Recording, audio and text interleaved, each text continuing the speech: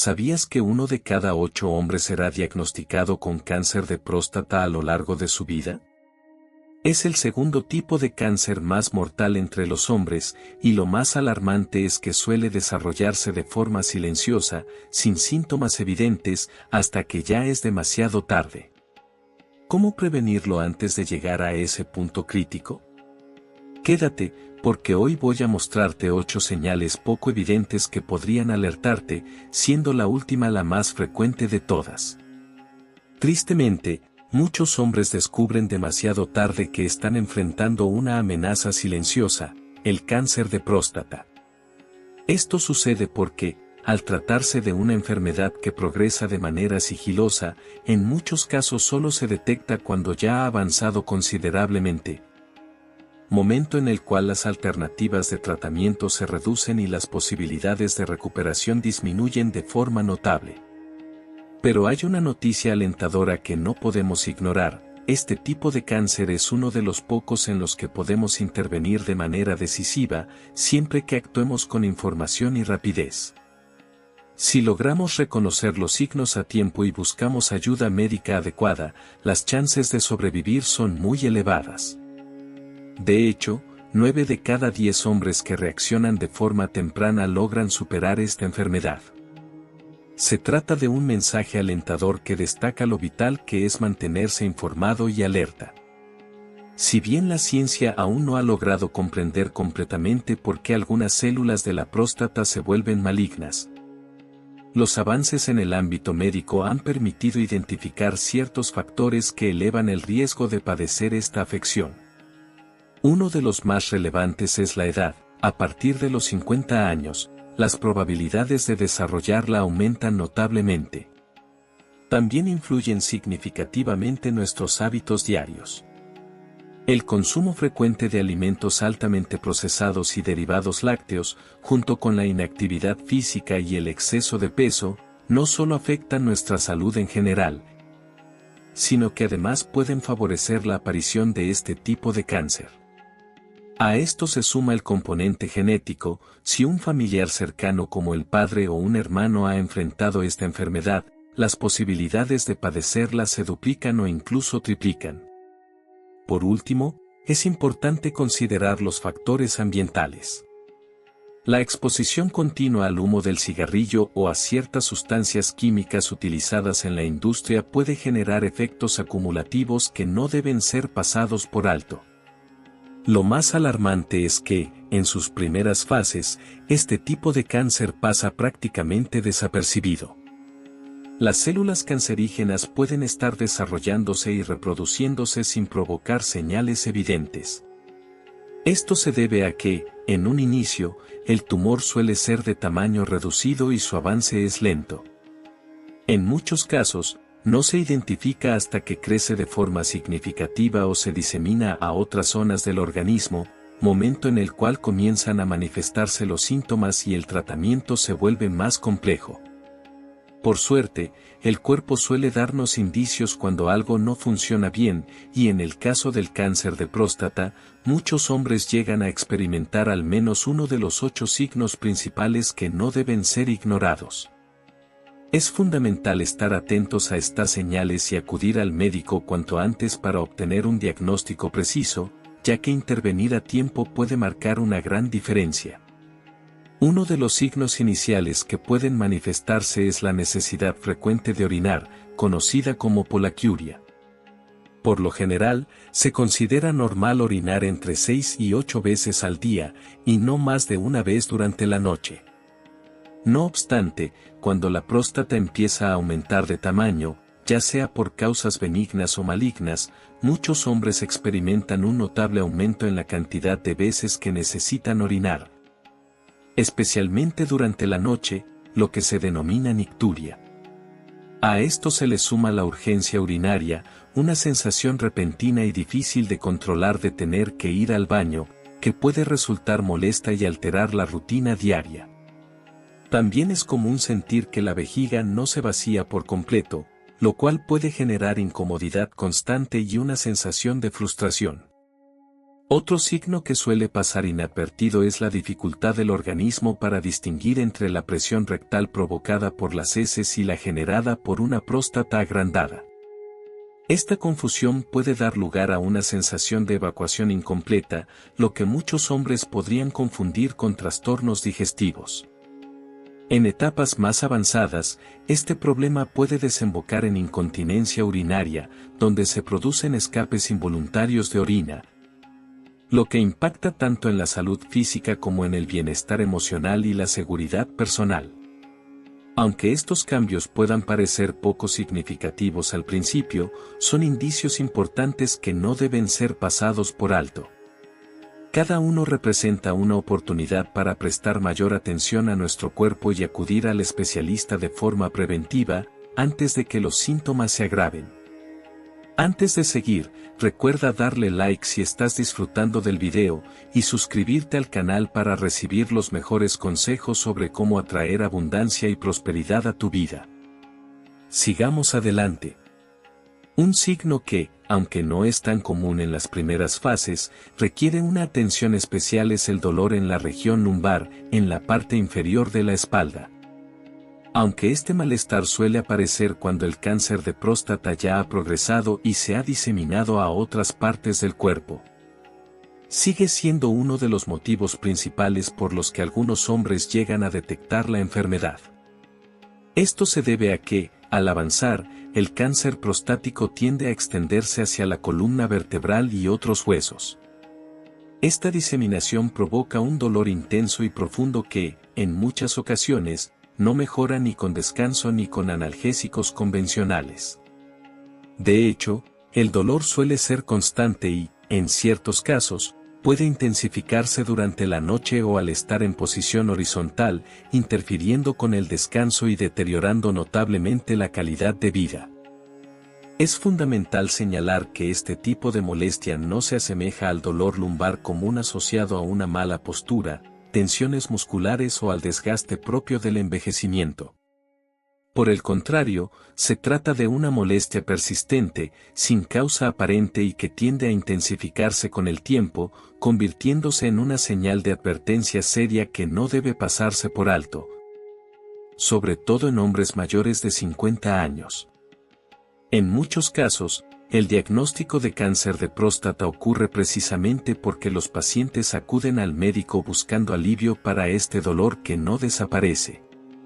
Por esta razón, si sufres de molestias en la zona lumbar que no mejoran con el paso de los días o con tratamientos habituales, es crucial realizar un estudio más profundo. Aunque no todo dolor de espalda tiene relación con el cáncer, es esencial descartar esta posibilidad. Puede suponer la diferencia entre un diagnóstico precoz y uno tardío, momento en el que las alternativas de tratamiento son considerablemente más restringidas. La médula espinal, ese fino haz de nervios que une el cerebro con el resto del cuerpo, es esencial para el control de los movimientos y la percepción sensorial. Cuando un tumor presiona esta zona o los nervios que controlan las piernas y los pies, las señales nerviosas se alteran, lo que puede causar desde molestias como hormigueo o adormecimiento hasta complicaciones más serias como debilidad en los músculos o incluso parálisis en etapas avanzadas.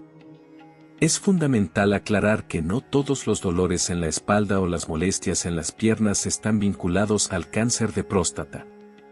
Problemas habituales como hernias discales, tensiones musculares o artritis también pueden provocar síntomas parecidos. No obstante, existen ciertas señales que no deben pasarse por alto: la aparición súbita de rigidez o dolor intenso en la zona lumbar que se extiende hacia las piernas, junto con sensación de adormecimiento o debilidad, podría indicar que algo más grave está ocurriendo. Lo esencial en estas situaciones es no ignorar ningún síntoma inusual o que persista en el tiempo. Aunque estas molestias puedan originarse por causas menos graves, minimizar su relevancia podría demorar un diagnóstico adecuado. Realizar una evaluación médica completa no solo ayuda a descartar problemas serios, sino que también aporta tranquilidad, algo vital para quienes buscan conservar su bienestar y calidad de vida a largo plazo. Uno de los síntomas que resulta especialmente preocupante, aunque frecuentemente se subvalora, es la aparición de sangre en la orina, conocida como hematuria, o en el semen, denominada hemospermia. Estas manifestaciones pueden causar preocupación y desconcierto, debido a que pueden originarse por diversas razones, algunas de carácter benigno, como infecciones urinarias, piedras en los riñones o incluso golpes leves. No obstante, es fundamental no ignorar que tanto la hematuria como la hemospermia podrían también señalar afecciones mucho más graves, incluyendo cáncer en el sistema urinario o en la próstata.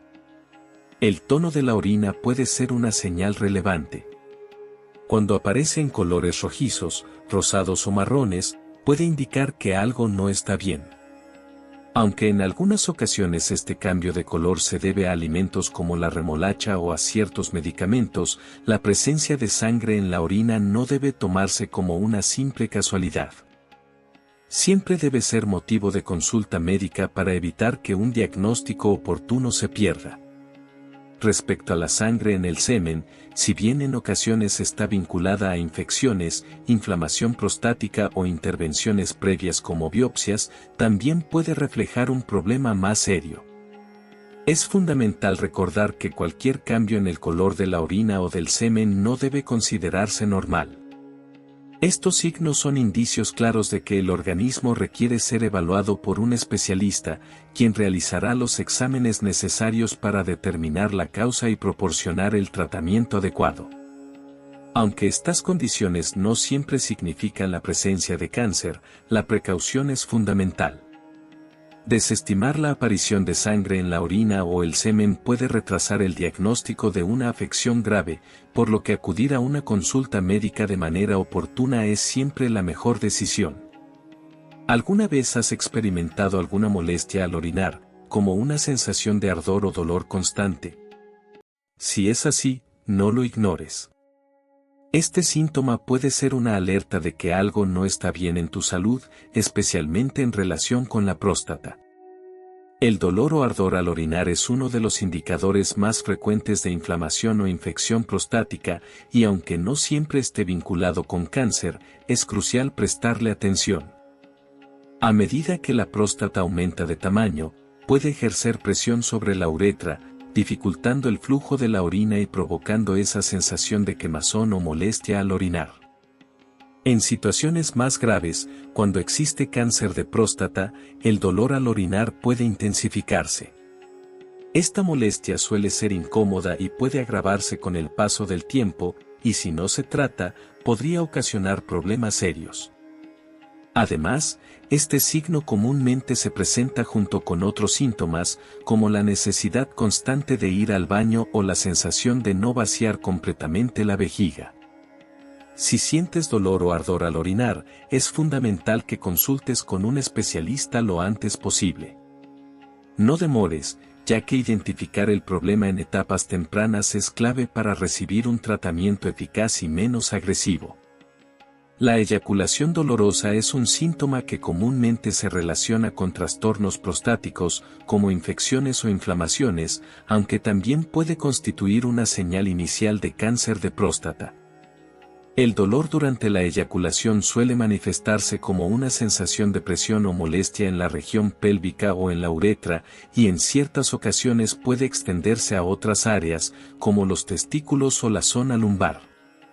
Este malestar no solo afecta físicamente, sino que también puede impactar emocionalmente, provocando ansiedad o incomodidad durante el acto sexual. Es fundamental entender que la presencia de dolor al eyacular no implica necesariamente la existencia de cáncer. Sin embargo, si este dolor es persistente o aparece junto con otros síntomas, como dolor en la parte baja de la espalda o alteraciones en la frecuencia para orinar, es recomendable acudir a un profesional de la salud para una evaluación adecuada. Cuanto más pronto se atienda este síntoma, mayores serán las probabilidades de identificar una causa que pueda ser tratada.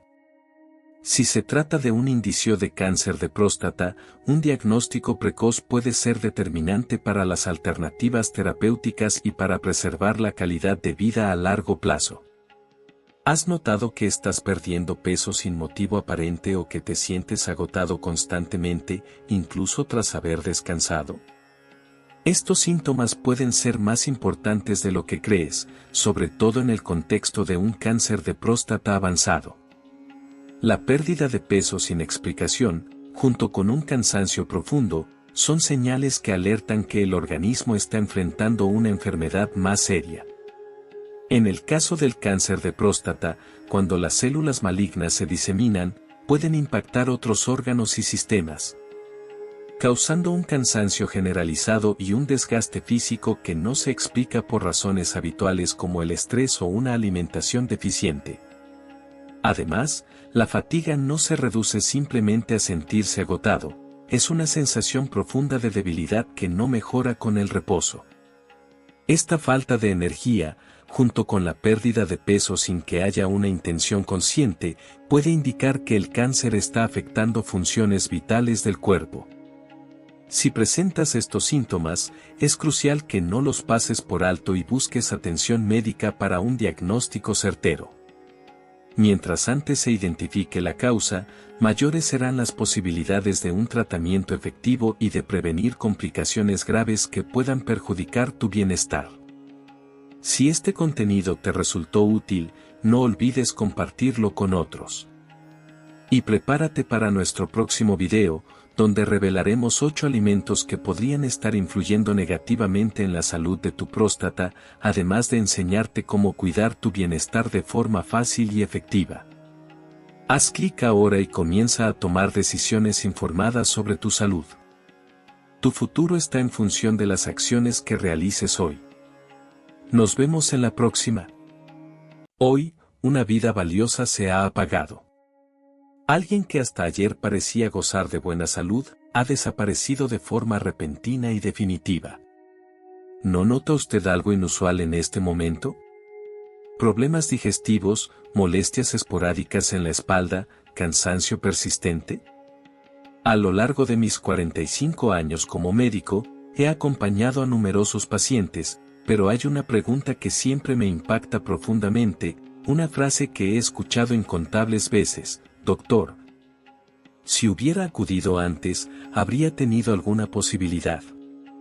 Esa súplica angustiada sigue resonando en mi memoria. Cuesta aceptarlo, pero en Corea del Sur, más de 7.000 personas fallecen cada año a causa del cáncer de páncreas. Y lo más alarmante, más del 90% son diagnosticados en etapas demasiado avanzadas. Sin embargo, aún hay razones para mantener la esperanza. Durante más de 4 décadas de práctica clínica, he identificado algo muy valioso: 5 señales tempranas, discretas, que el páncreas puede emitir. Si aprendemos a detectarlas a tiempo, existe la posibilidad real de vencer esta enfermedad. Mi nombre es Carl Thompson y tengo 75 años. Me formé en la Facultad de Medicina de la Universidad Nacional de Seúl y he dedicado toda mi carrera a la gastroenterología. A lo largo de los años, me he especializado en detectar los primeros indicios del cáncer de páncreas, aquellos que incluso profesionales con experiencia suelen pasar por alto. En este preciso instante, hay miles de personas en todo el país que están experimentando señales de alerta relacionadas con el páncreas sin ser conscientes de ello. Desafortunadamente, la mayoría lo atribuye al envejecimiento o a simples molestias digestivas. Me resulta doloroso ver cómo muchos pierden la oportunidad de evitar una tragedia que, con un poco más de atención, podría haberse evitado. Hoy deseo transmitirles algunos conocimientos que no se encuentran en los manuales tradicionales de medicina. Son lecciones que solo se aprenden tras muchos años de experiencia en la consulta. Si en un primer momento esto le parece exagerado, le pido que me escuche hasta el final. Tal vez más adelante ya no haya oportunidad. El primer indicio importante es una variación en la temperatura del cuerpo. Cuando el páncreas comienza a deteriorarse, el sistema que regula el calor corporal se ve afectado. Es común notar extremidades frías, especialmente en manos y pies, mientras que la cara puede sentirse más cálida. Si esta condición se mantiene por más de 3 semanas, es muy recomendable realizarse un examen médico. Y si además aparece junto a las otras 4 señales que mencionaré a continuación, tendrá en su poder una herramienta esencial para cuidar su salud. La segunda manifestación es una sensación de vibración inusual en la zona abdominal justo antes de conciliar el sueño. La tercera consiste en una repentina repulsión hacia ciertos aromas de alimentos. La cuarta, una modificación en el olor del sudor corporal. La quinta, una rigidez anormal en las articulaciones de las rodillas. Si experimenta 2 o más de estos signos al mismo tiempo, su salud podría estar en serio peligro. Aunque esto le parezca poco relevante, le ruego que escuche con atención. Lo reitero porque realmente es algo que no debe pasarse por alto. La primera señal, y vuelvo a subrayarlo, es una alteración en la regulación térmica del cuerpo.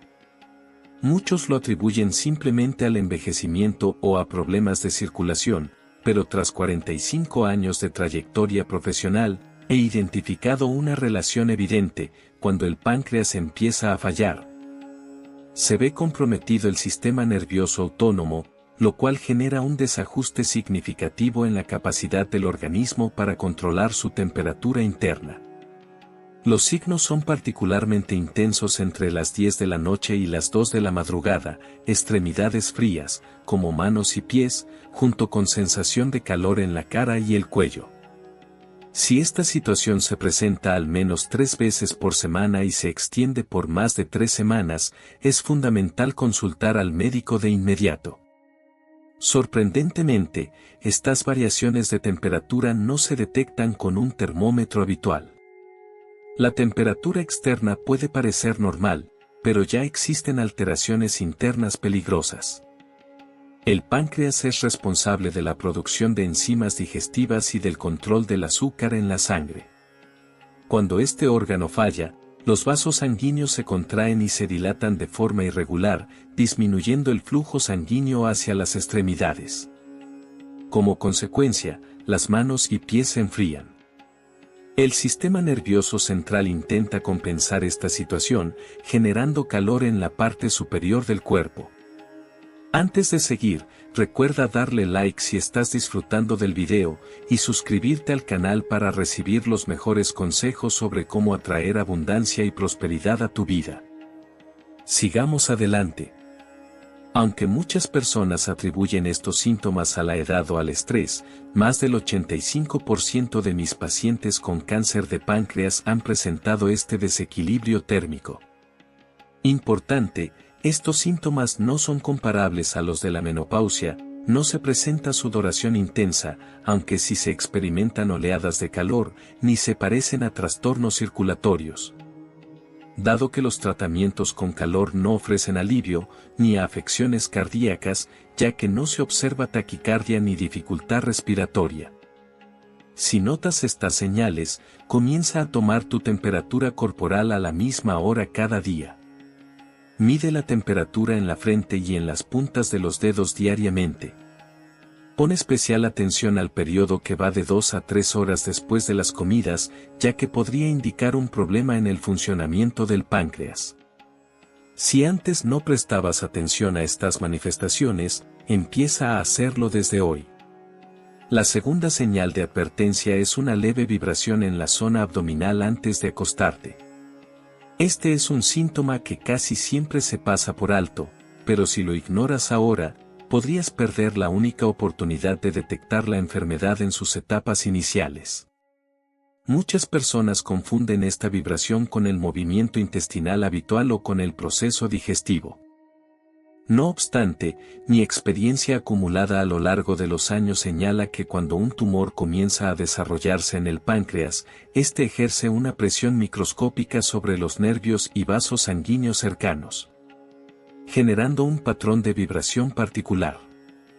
Dicha vibración se percibe principalmente justo debajo del plexo solar, aproximadamente a 5 centímetros por debajo del punto de unión de las costillas.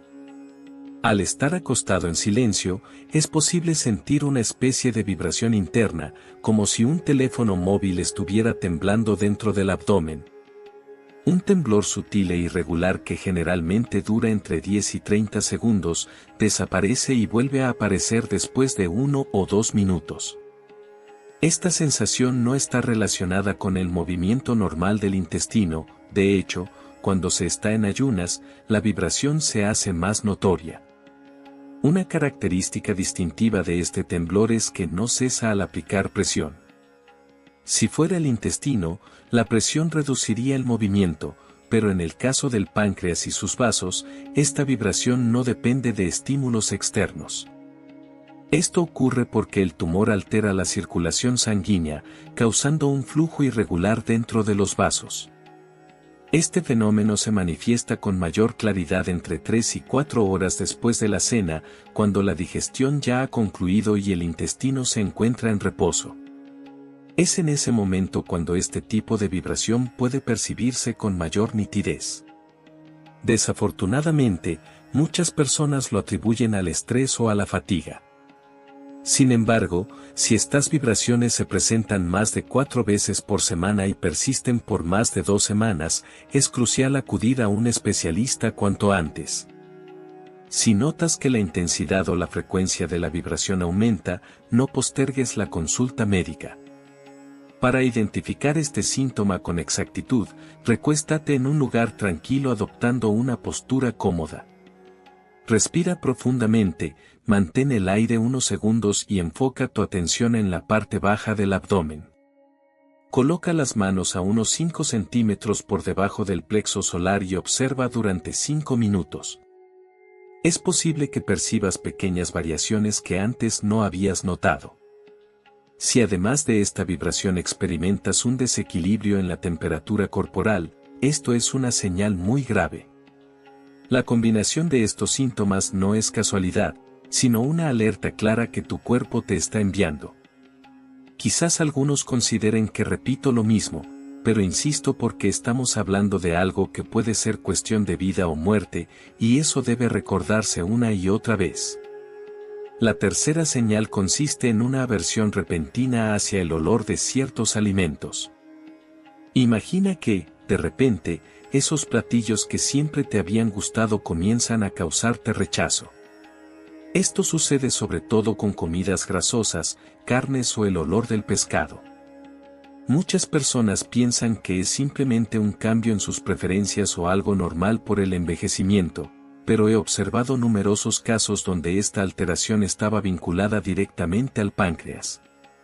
El páncreas es el órgano responsable de producir enzimas, y cuando su funcionamiento se deteriora, el cuerpo reacciona rechazando de forma instintiva aquellos alimentos que son difíciles de digerir. Lo más llamativo es que este rechazo se da solo con el aroma, antes de siquiera probar la comida. Únicamente el olor puede generar náuseas, ganas de vomitar, e incluso dolor de cabeza o mareos. Esto sucede porque las alteraciones hormonales en el páncreas afectan de manera directa el centro olfativo en el cerebro. Cuando la capacidad digestiva se debilita, el cuerpo activa un mecanismo de protección que te impulsa a evitar alimentos dañinos. Este fenómeno se presenta con mayor intensidad en las mañanas, especialmente al momento de preparar el desayuno. Lo que antes parecía habitual y apetitoso, de repente se torna intolerable.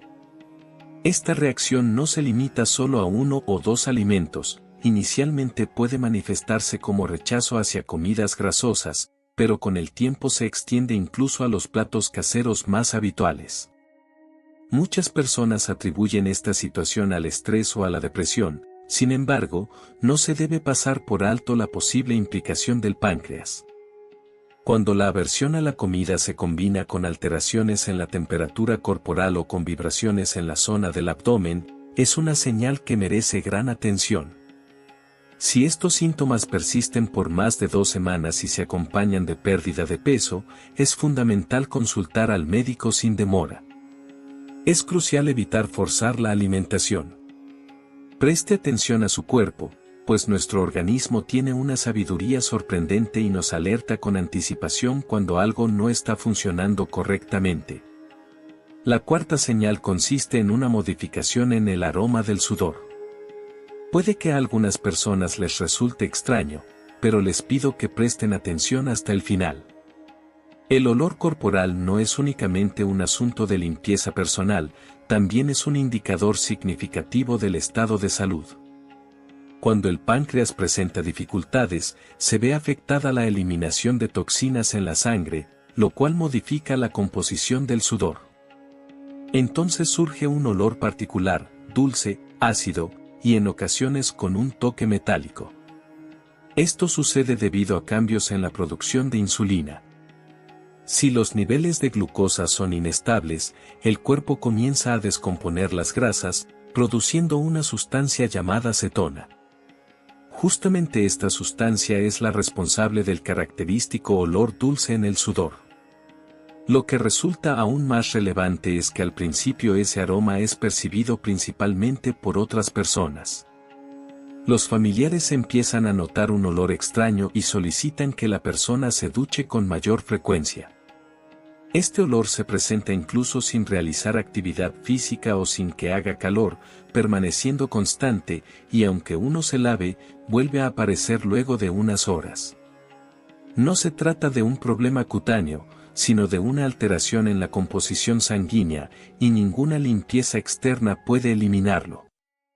El olor se percibe con mayor fuerza en la nuca, las axilas y entre los dedos de los pies, zonas donde se concentran vasos sanguíneos y glándulas sudoríparas. Muchas personas piensan que esto es un proceso natural del envejecimiento.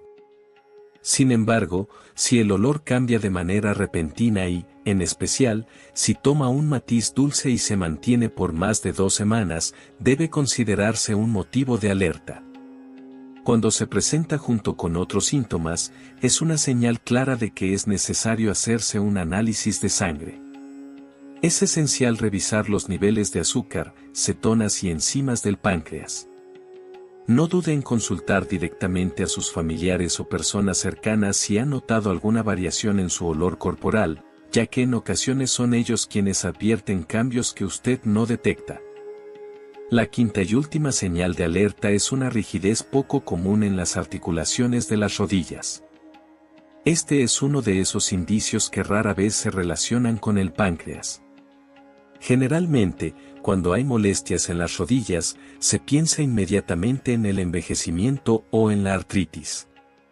No obstante, si el páncreas presenta algún mal funcionamiento, las sustancias inflamatorias circulan por la sangre y alcanzan las articulaciones. Las rodillas, siendo unas de las articulaciones más grandes del cuerpo, son las primeras en responder a esta inflamación. Parker Hon, un hombre de 81 años que vive en el distrito Incheon-gu de Seúl, jamás había tenido quejas sobre dolor en sus rodillas. Sin embargo, de repente comenzó a despertarse cada mañana con la sensación de que sus rodillas estaban tiesas, casi como congeladas. Al principio, atribuyó esta molestia al cambio climático, aplicaba parches para el dolor y no le dio mayor importancia. Pero con el paso del tiempo, los síntomas empeoraron, por lo que decidió acudir al médico. Un examen detallado permitió detectar un cáncer de páncreas en una fase inicial. Actualmente, la persona está bajo tratamiento exitoso y en proceso de recuperación. Un caso parecido fue contado por Catherine Chance, de 77 años, residente del distrito de Sa en Busan.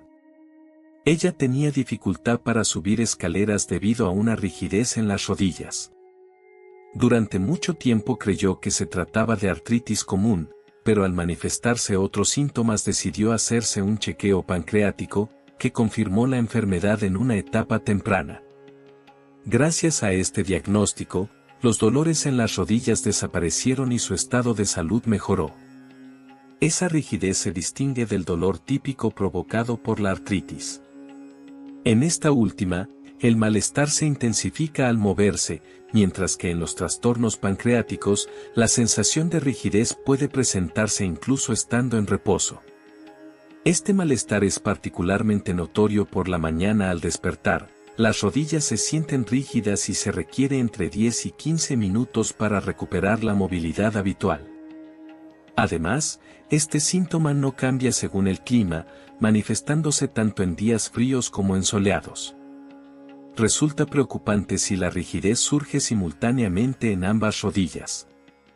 En lesiones comunes, normalmente solo una articulación se ve afectada, pero cuando existe inflamación vinculada al páncreas, pueden verse comprometidas las dos.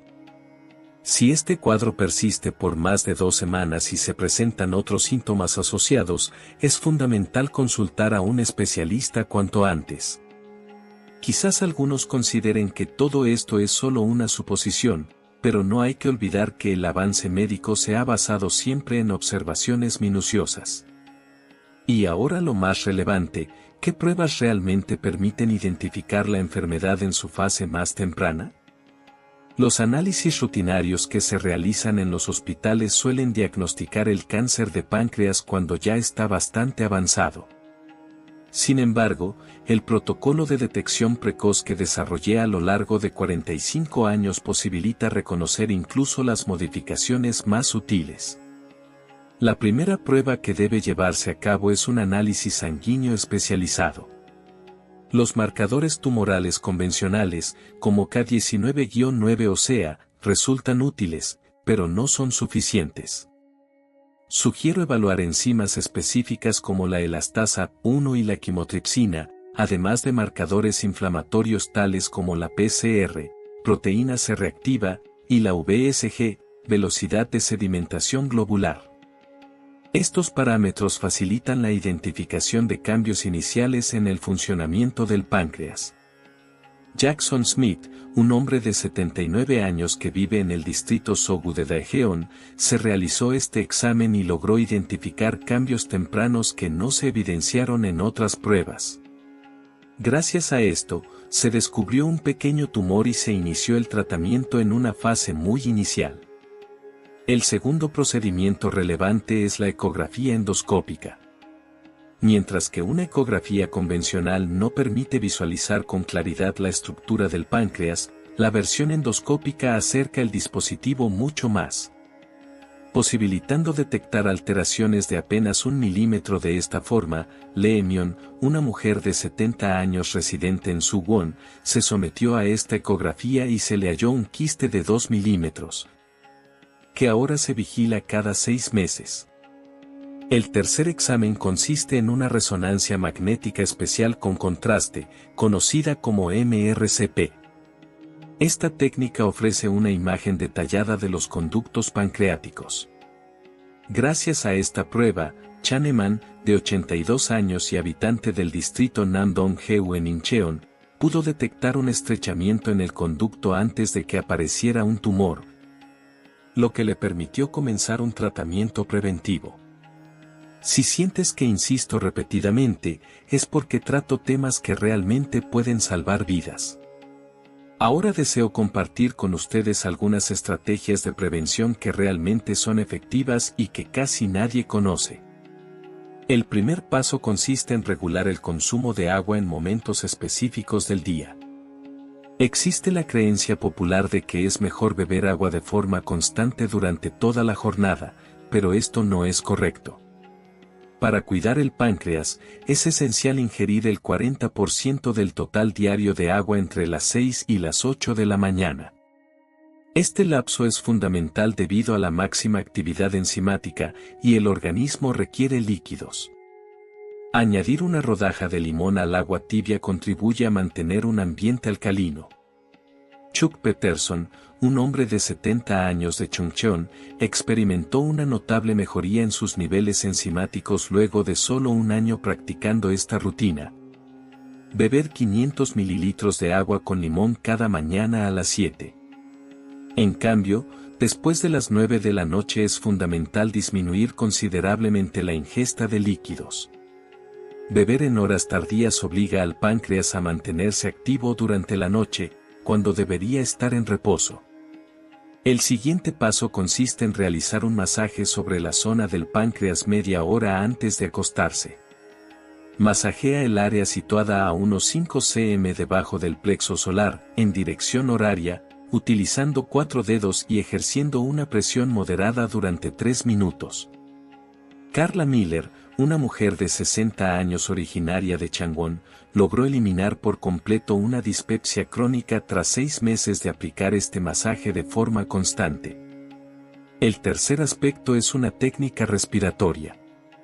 En lugar de la respiración profunda habitual, se recomienda practicar la respiración pancreática. Inspira por la nariz durante 4 segundos.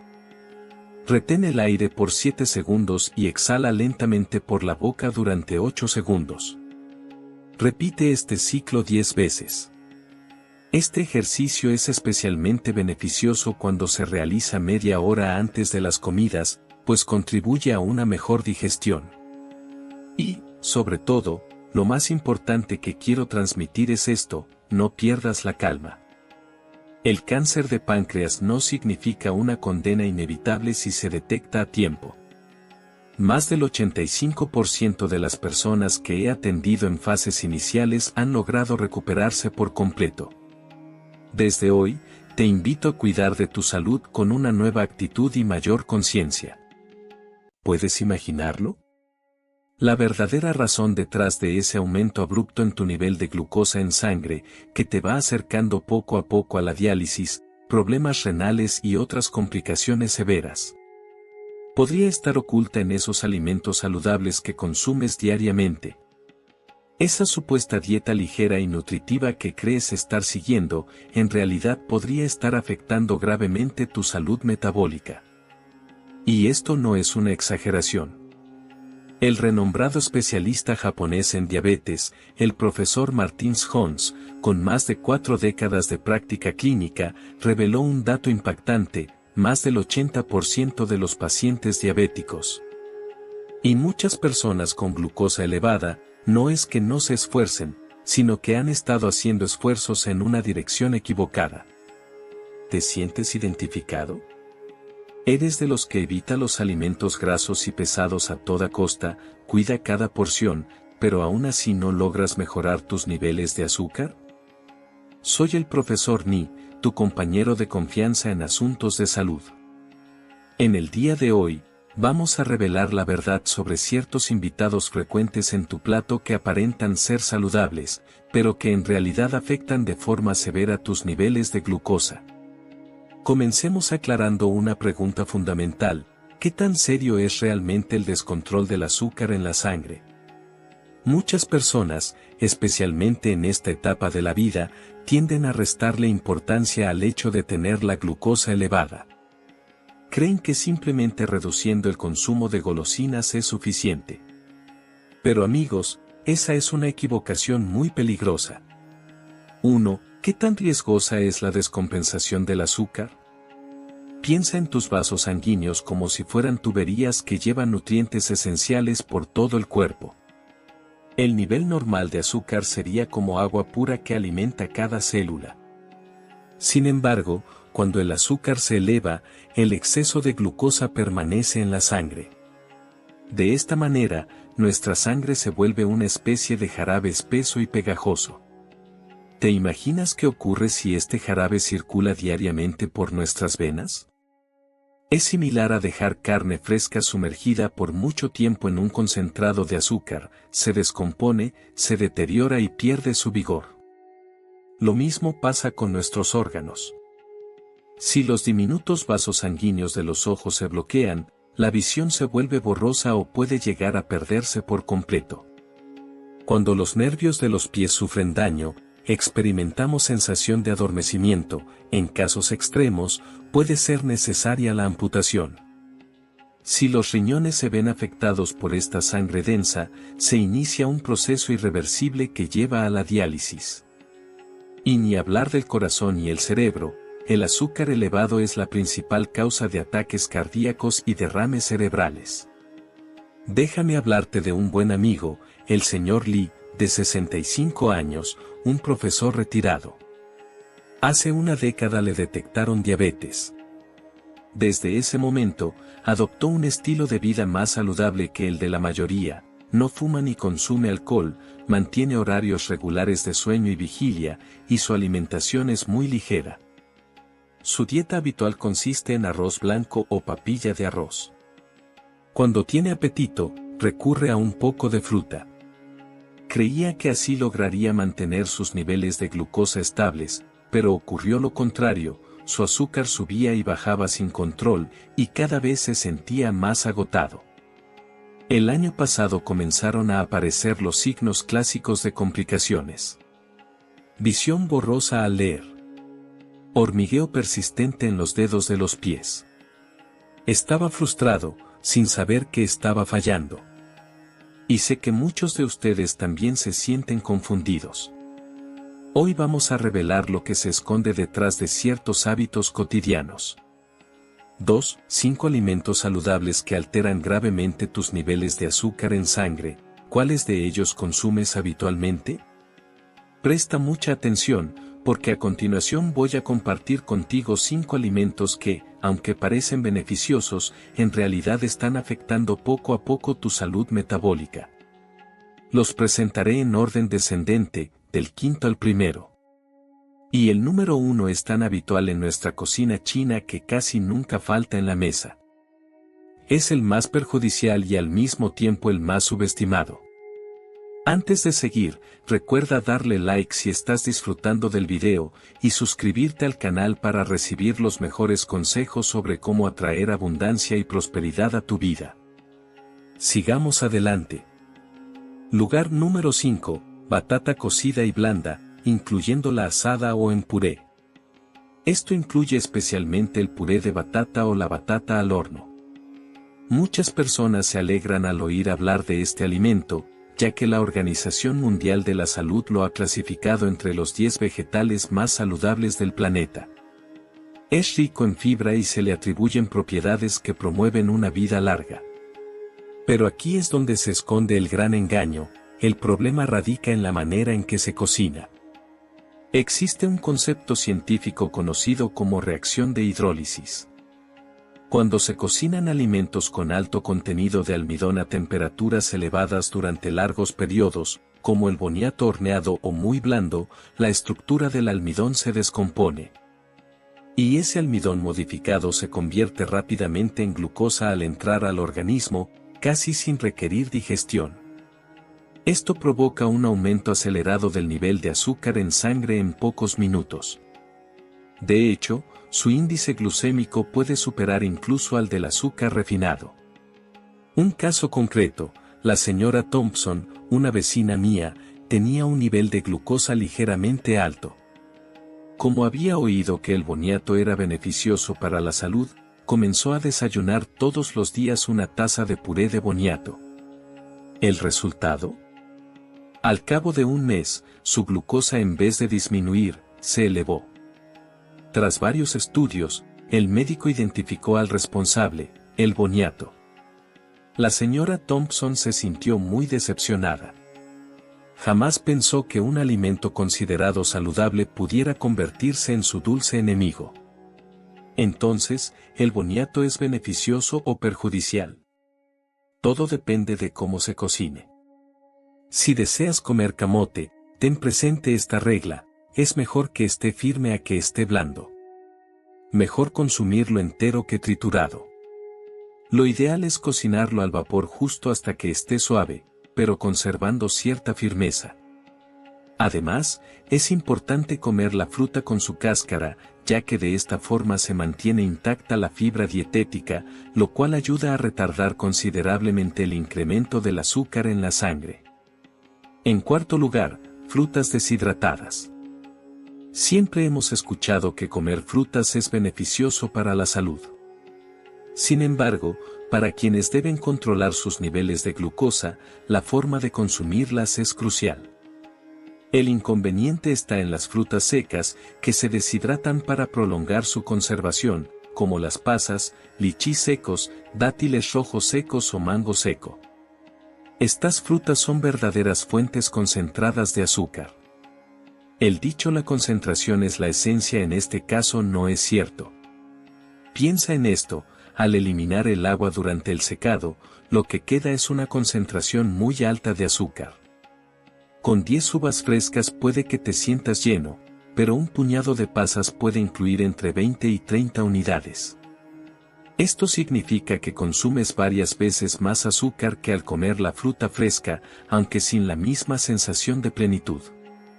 Además, en el proceso de deshidratación se pierde la valiosa vitamina C. Crees que estás ingiriendo algo nutritivo, pero en realidad solo estás consumiendo azúcar natural una y otra vez. No dista mucho de simplemente comer azúcar directa. Por eso, si deseas comer fruta, opta por las menos maduras y menos dulces, como la guayaba, manzana, tomatitos cherry o arándanos. Y controla siempre la cantidad, con un puñado al día basta. En cuanto a las frutas secas y confitadas, evítalas siempre que sea posible. Tercer puesto, miel, mermeladas y azúcar moreno. Muchas personas creen que el azúcar blanca es un producto industrial y poco sano, mientras que la miel es una sustancia natural recogida por abejas, por lo que debe ser beneficiosa. Por eso, comienzan el día añadiendo miel al agua, untan mermeladas espesas en el pan y preparan postres saludables con azúcar moreno o negro. Amigos, debo ser franco con ustedes, eso es engañarse a uno mismo. Natural no quiere decir que sea inofensivo, y mucho menos que no contenga azúcar. Tomemos la miel como ejemplo, más del 80% está compuesto por azúcares, principalmente fructosa y glucosa, que son azúcares simples que el cuerpo absorbe muy rápido. Su efecto sobre el nivel de glucosa en sangre no es más suave que el del azúcar refinado. Médicos japoneses han señalado con seriedad que, para quienes tienen diabetes, una cucharada de miel eleva la glucemia igual que una cucharada de azúcar común. En cuanto a las mermeladas, para mejorar su sabor y prolongar su conservación, contienen grandes cantidades de azúcar, jarabes y otros aditivos. Crees que estás consumiendo fruta, pero en realidad estás ingiriendo azúcar con sabor a fruta. En lo que respecta al azúcar moreno o negro, aunque contienen algunos minerales, siguen siendo azúcar y su absorción en el organismo es casi igual que la del azúcar blanco. Entonces, ¿qué hacer si tienes ganas de algo dulce pero te preocupa tu nivel de azúcar? En el mercado existen endulzantes naturales, como la stevia o la fruta del monje, Luan Wo. Estos no aportan calorías, no elevan los niveles de glucosa en sangre y son bastante seguros. Sin embargo, incluso estos deben emplearse con precaución, utilizándolos como una herramienta para disminuir la preferencia por lo dulce, y no para su consumo excesivo. En segundo lugar, están los jugos de frutas recién exprimidos. Muchas personas adquieren exprimidores costosos y consumen jugo fresco diariamente, pensando que es la forma más pura de obtener nutrientes. No obstante, la realidad es que al beber jugo, se pierde lo más valioso de la fruta, la fibra. La fibra funciona como una barrera que envuelve el azúcar, liberándola de forma gradual. Pero cuando se usan cuchillas de alta velocidad para extraer el jugo, esa barrera se destruye por completo. Todo el azúcar queda libre y se absorbe rápidamente en el torrente sanguíneo, provocando un efecto muy fuerte. Para contrarrestar esta avalancha de azúcar, el organismo debe generar insulina en grandes cantidades. Con el tiempo, las células del páncreas se deterioran y mueren, lo que puede derivar en resistencia a la insulina o incluso diabetes. No es ninguna exageración. Incluso la Organización Mundial de la Salud ha alertado que los azúcares libres representan una amenaza significativa para la salud actual, y el jugo de frutas es una de las fuentes más habituales de estos azúcares. Un ejemplo real, un hombre de 30 años que trabajaba en oficina comenzó a tomar 2 vasos grandes de jugo natural al día con la intención de desintoxicarse. En menos de 2 años, le diagnosticaron esteatosis hepática severa y prediabetes. Él no comprendía cómo podía sucederle eso si su alimentación era saludable. Amigos, recuerden siempre que es preferible consumir la fruta completa en lugar de su jugo. Si tienes dificultades para masticar, trocea la fruta en pedazos pequeños y cómela con calma. Deja de usar el extractor, te perjudica más de lo que crees. En primer lugar están el arroz blanco, el pan blanco y las gachas de arroz. Sí, el alimento más dañino para el control del azúcar en sangre, y que muchos consideran saludable, es justamente nuestra base alimentaria, arroz blanco, pan blanco y bollos hechos con harina refinada. ¿No te parece sorprendente? Muchos podrían decir, pero si no consumo dulces. Solo como arroz como siempre. Entonces, ¿por qué sube el nivel de azúcar? Permíteme aclararlo, todos estos alimentos son carbohidratos refinados. ¿Qué quiere decir esto? Que los granos enteros han sido procesados y pulidos, eliminando el salvado y el germen, que son las partes más nutritivas. Solo queda el núcleo, compuesto básicamente por almidón puro. Cuando este almidón llega al cuerpo, se transforma en glucosa casi por completo y de manera muy rápida. Algo peor es el congee, gachas, muy común en la dieta asiática. Debido a su prolongado tiempo de cocción, el almidón se gelatiniza tanto que provoca un aumento del azúcar en la sangre más veloz que el arroz normal cocido. Existe una frase muy popular entre los médicos: para alguien con diabetes, una taza de gachas es equivalente a una taza de agua azucarada. ¿Recuerdas al señor Lee que mencionamos anteriormente? Él pensaba que, por estar enfermo, debía consumir alimentos suaves y fáciles de digerir. Así que cada mañana tomaba una taza grande de gachas acompañada con un poco de encurtidos. Lo que ignoraba era que ese desayuno aparentemente ligero y saludable era en realidad el principal causante de su azúcar elevada. Después de leer todo esto, es posible que te sientas abrumado. ¿Acaso no se puede comer nada? ¿Hay que limitar el consumo de frutas? ¿Incluso el arroz es un enemigo? No te preocupes, continúa leyendo. Donde existe un problema, también hay una solución. Queridos amigos, no pierdan la fe. Si existen factores que elevan el azúcar, también hay elementos que ayudan a reducirla. Los siguientes 5 superalimentos que puedes incluir en tu dieta serán tus aliados para controlar el nivel de azúcar. El primero de ellos es conocido como el rey de los granos integrales, la cebada perlada o avena integral. ¿Por qué es tan especial? Porque contiene una fibra soluble llamada beta-glucano, que no puede ser digerida, funciona como una esponja con una increíble capacidad para retener agua. Al consumir avena, esta fibra en tu intestino absorbe mucha agua y crea una sustancia viscosa similar a un gel.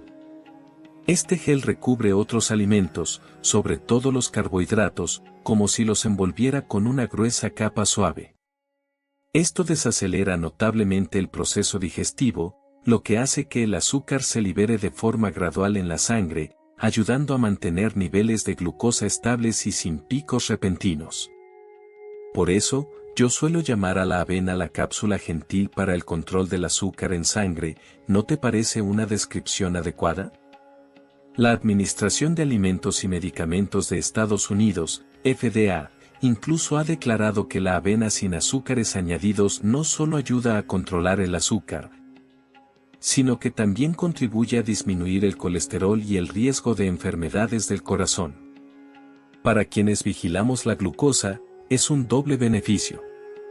Pero ojo, cuando hablo de avena, me refiero a la avena integral, que debe cocinarse, ya sea en hojuelas grandes o en steel cut oats, avena cortada al acero.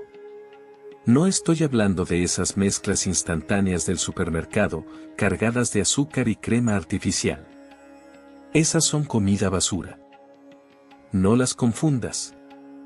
Al mencionar el melón amargo, también conocido como balsamina, muchas personas arrugan el ceño debido a su sabor fuerte. Sin embargo, sus beneficios para disminuir el nivel de azúcar en la sangre están respaldados por evidencia científica. Este fruto contiene 2 compuestos importantes, la charantina y el polipéptido P. Los estudios han demostrado que su estructura y función se asemejan mucho a la insulina humana, facilitando que el organismo utilice mejor la glucosa en la sangre y la transporte hacia las células, lo que ayuda a bajar los niveles de azúcar. Por esta razón, los expertos lo denominan la insulina vegetal. No se trata de un remedio casero sin fundamento, sino de un recurso avalado por la medicina actual. Hoy en día, diversas empresas biotecnológicas extraen estos compuestos activos del melón amargo para crear suplementos.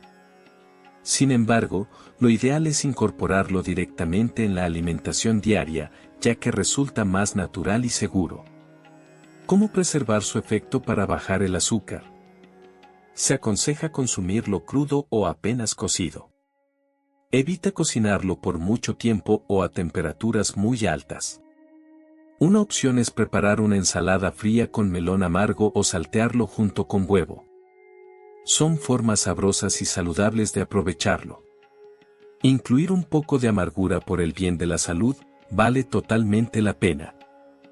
En la dieta china no pueden faltar los productos de soya. Son un legado valioso de nuestros antepasados. El tofu, la soya seca, la leche de soya sin azúcar e incluso el natto japonés son excelentes aliados para el control del azúcar. Estos productos tienen 3 beneficios clave. Índice glucémico bajo, prácticamente no provocan picos de azúcar en sangre. Ricos en proteína vegetal, que proporciona saciedad duradera, reduciendo el deseo de comer carbohidratos o snacks. Mejoran la sensibilidad a la insulina, especialmente el natto, que además contiene una enzima activa llamada natoquinasa, beneficiosa para disolver coágulos y proteger la salud cardiovascular. Así que, por favor, incluye productos de soya en tu menú diario. Por ejemplo, leche de soya sin azúcar en el desayuno, una porción de tofu a la plancha o soya fría en el almuerzo o la cena. Sabroso y saludable, todos los médicos y nutricionistas repiten lo mismo: come más verduras, especialmente hojas verdes crudas como espinaca, apio, acelga, brócoli, etc. Estos vegetales son beneficiosos por 2 motivos. Altos en fibra y bajos en calorías. Si comienzas la comida con un buen plato de vegetales, te sentirás satisfecho antes y comerás menos arroz o fideos. Ralentizan la absorción del azúcar, su fibra actúa como una esponja que retarda la subida de glucosa. Además, algunas verduras poseen propiedades especiales. Por ejemplo, el brócoli incluye un compuesto llamado sulforafano, que puede influir en el hígado para disminuir la producción de glucosa. Ten presente que los niveles altos de azúcar no solo provienen de los alimentos, sino que el hígado también genera azúcar. El sulforafano es capaz de frenar esta producción. Increíble, ¿verdad? Por eso, el orden en que comemos es fundamental, más adelante profundizaremos en eso. Pero por ahora, recuerda siempre incluir una cantidad generosa de hojas verdes crudas en cada comida. Muchos pacientes con diabetes temen consumir frutos secos por su contenido de grasas, pero esto es una gran confusión. Es importante diferenciar entre las grasas perjudiciales y las beneficiosas. Las grasas dañinas, como las trans presentes en la comida procesada, sí deben evitarse. Sin embargo, los frutos secos aportan grasas monoinsaturadas y poliinsaturadas que resultan indispensables para el organismo. Consumidas con moderación, estas grasas no solo no elevan el azúcar, sino que ralentizan el vaciado gástrico, proporcionan saciedad, mejoran la sensibilidad a la insulina. Además, los frutos secos son ricos en magnesio, un mineral cuya deficiencia está muy relacionada con la resistencia a la insulina. Frutos secos recomendados: nueces, almendras, avellanas. Pero ojo, deben ser naturales, sin sal, sin azúcar ni tostado en miel. La cantidad importa: una pequeña porción del tamaño de tu puño, unas 10 unidades. Mejor consumirlos entre comidas como snack. Estos 5 tesoros: avena, melón amargo, soya, vegetales verdes crudos y frutos secos naturales, son grandes aliados para estabilizar la glucosa. ¿Cuál consumes más? ¿Tienes algún otro alimento secreto para controlar el azúcar? Compártelo en los comentarios y aprendamos juntos los 4 secretos dorados del control glucémico. Ahora que ya sabes qué evitar y qué incluir, necesitas saber cómo comerlo correctamente. Estos consejos han sido probados por muchísimas personas con excelentes resultados. Son más eficaces que tomar medicamentos. Apúntalos. Cambia el orden de los alimentos al comer. No empieces con arroz. El orden correcto es: primero una sopa clara. Luego muchas verduras. Después proteínas, pescado, huevo, tofu. Y al final, el arroz u otro carbohidrato. Esto llena el estómago antes de los carbohidratos y la fibra forma una red protectora en los intestinos, ralentizando la digestión y suavizando el pico de glucosa. Come despacio y mastica bien. El cerebro tarda unos 20 minutos en darse cuenta de que estás lleno. Si comes rápido, comes de más. Mastica cada bocado al menos 30 veces antes de tragar. Esto también mejora la digestión. No comas en las 3 horas antes de dormir. Comer de noche, especialmente alimentos ricos en carbohidratos o grasas, afecta tu metabolismo, eleva el azúcar durante toda la noche y reduce la calidad del sueño. Establece esta regla: 3 horas antes de dormir, solo agua. Método del plato dividido. No necesitas contar calorías. Imagina tu plato dividido en 4 partes. 2 partes, la mitad, llenas de verduras de todos los colores, sobre todo hojas verdes oscuras. Las otras 2 partes se dividen entre proteínas y carbohidratos. Este método visual es sencillo y muy efectivo para mantener el equilibrio nutricional. Una parte del plato debe contener proteínas de buena calidad, como un trozo de pescado, una pierna de pollo o un bloque de tofu. La última sección debería destinarse a tu fuente principal de carbohidratos, que preferiblemente sea arroz integral combinado con otros granos, es decir, sustituir parcialmente el arroz blanco por cereales como arroz integral, cebada o quinoa. Esta proporción de la mitad del plato con vegetales, 1/4 con proteínas y 1/4 con carbohidratos saludables es la clave dorada que garantiza un balance nutricional adecuado y contribuye a mantener controlados los niveles de glucosa en sangre desde la base. Estas 4 estrategias esenciales son fáciles de implementar pero sumamente efectivas. No implican ningún gasto económico, solo la determinación de modificar tus hábitos a partir de hoy. Queridos amigos, la charla de hoy está por concluir. Hagamos un resumen rápido. Hemos hablado de los 5 grandes enemigos del azúcar que se esconden en alimentos que parecen saludables: batatas blandas, frutas deshidratadas, miel, mermeladas, jugos naturales exprimidos y, los más peligrosos de todos, el arroz blanco y la papilla de arroz. También descubrimos a los 5 protectores clave del nivel de azúcar en sangre: la avena, el melón amargo, las legumbres, las verduras de hoja verde y los frutos secos naturales. Y para finalizar, aprendimos las 4 tácticas doradas más poderosas, incluso más eficaces que los medicamentos: modificar el orden en que comemos, masticar despacio, no consumir alimentos justo antes de dormir y aplicar la regla del plato dorado. ¿Recuerdan al señor Lee, de quien hablamos al inicio? Tras implementar estas recomendaciones alimenticias, su vida cambió de manera asombrosa. Sustituyó su papilla de arroz del desayuno por avena con huevo, y respetó rigurosamente la secuencia de comer primero los vegetales, luego la carne y, finalmente, el arroz. En apenas 3 meses, su hemoglobina glicosilada descendió de un nivel alarmante de 9.5% a casi un rango normal de 6.5%. La experiencia del señor Lee nos demuestra que controlar el azúcar en sangre no tiene por qué ser una lucha dolorosa, sino una sabia transformación en nuestra forma de vivir. La salud es el tesoro más preciado que podemos otorgarnos a nosotros mismos y a nuestras familias. Si consideras que este video te ha aportado valor, compártelo sin dudar. Mándaselo a tus seres queridos. Un pequeño gesto puede marcar la diferencia en su vida. Desde hoy, toma las riendas de tu bienestar. Nos encontramos en el próximo episodio. Hola, soy la doctora Carla Miller, experta en salud cardiovascular. Perdón por comenzar con una pregunta tan directa, pero, ¿se dieron una ducha anoche? Y si la respuesta es sí, ¿alguna vez reflexionaron sobre el orden en que se lavan, la temperatura del agua o cuánto tiempo permanecen bajo ella? La mayoría seguramente pensará, lo hice como siempre, ¿por qué habría algo malo? Pero les aseguro que lo que estoy por contarles podría ponerles los pelos de punta.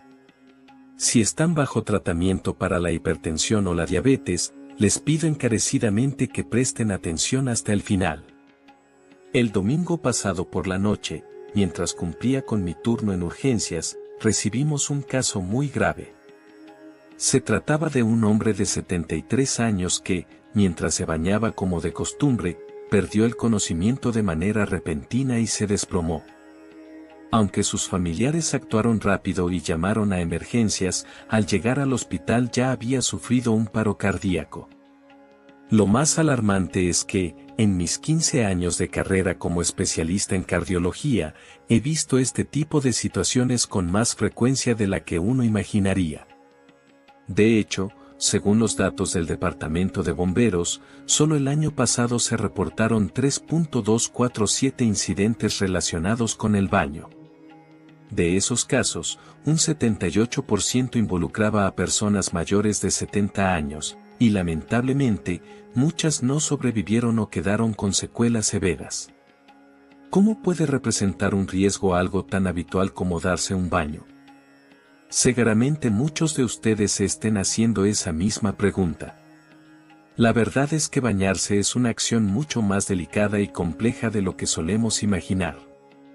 Con el paso de los años, el funcionamiento de nuestros vasos sanguíneos, del corazón y del sistema nervioso autónomo ya no es el mismo que cuando éramos jóvenes.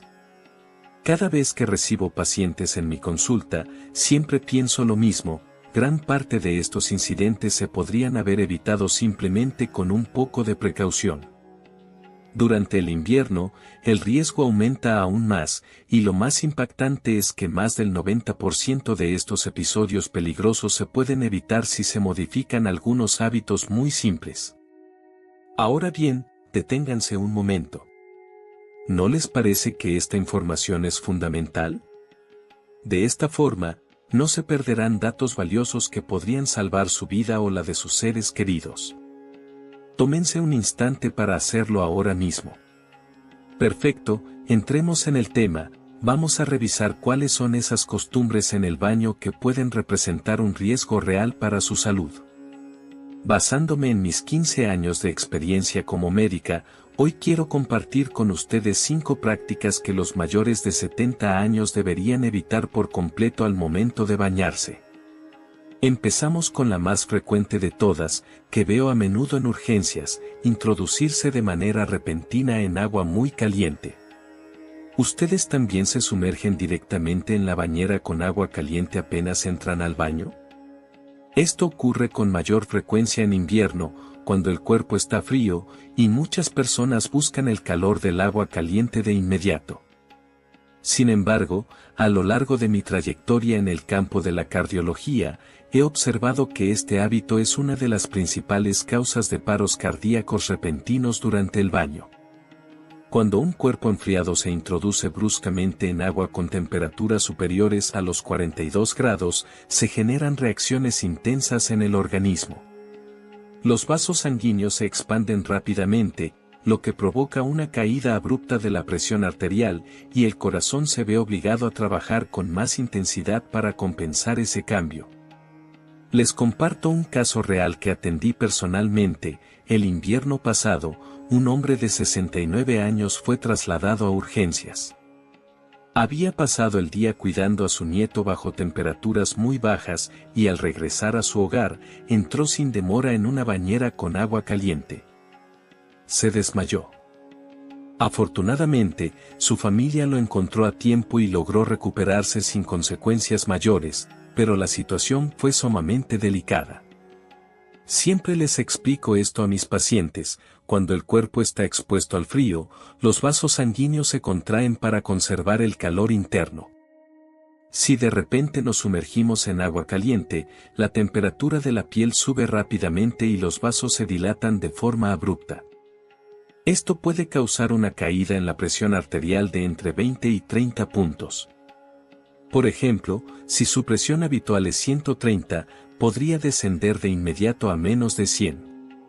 Como consecuencia, puede reducirse el flujo sanguíneo hacia el cerebro, lo que genera mareos o incluso desmayos. Lo más preocupante es que el corazón reacciona intentando compensar esta situación, acelerando su ritmo de forma súbita y fuerte.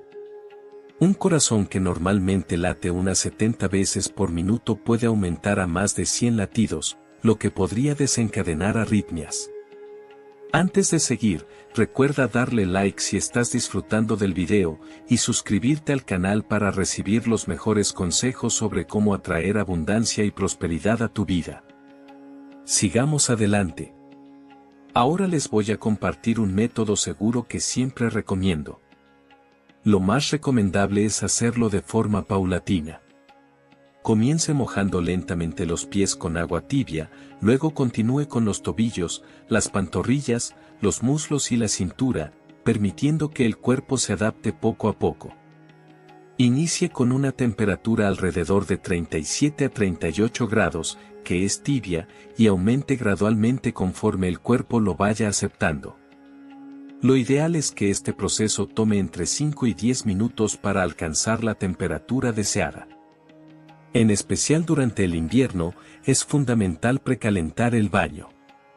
Siempre insisto en que si la diferencia de temperatura entre el ambiente y el baño supera los 10 grados, esto representa un esfuerzo adicional para los vasos sanguíneos. Aunque parezca tedioso, esos minutos pueden ser vitales para su salud. Ahora hablemos del segundo hábito perjudicial relacionado con el baño. Muchos de mis pacientes, de manera equivocada, consideran que es beneficioso para el organismo permanecer más de 30 minutos en agua caliente a temperaturas superiores a los 40 grados. Existe la creencia extendida de que sumergirse por largo tiempo en agua caliente ayuda a eliminar el cansancio y estimula la circulación sanguínea. En particular, en nuestra sociedad, muchas personas mayores piensan que cuanto más prolongado sea el baño en agua caliente, más saludable será. Sin embargo, basándome en mi experiencia clínica, no puedo describirlo de otra forma que como una autodestrucción lenta. Permanecer más de media hora en agua que supera los 42 grados representa una exigencia para el corazón comparable a la de correr una maratón. Y este esfuerzo es especialmente peligroso en personas mayores de 70 años, cuyo sistema cardiovascular no está preparado para soportarlo. Quisiera compartir el caso de un paciente de 75 años que atendí el invierno pasado.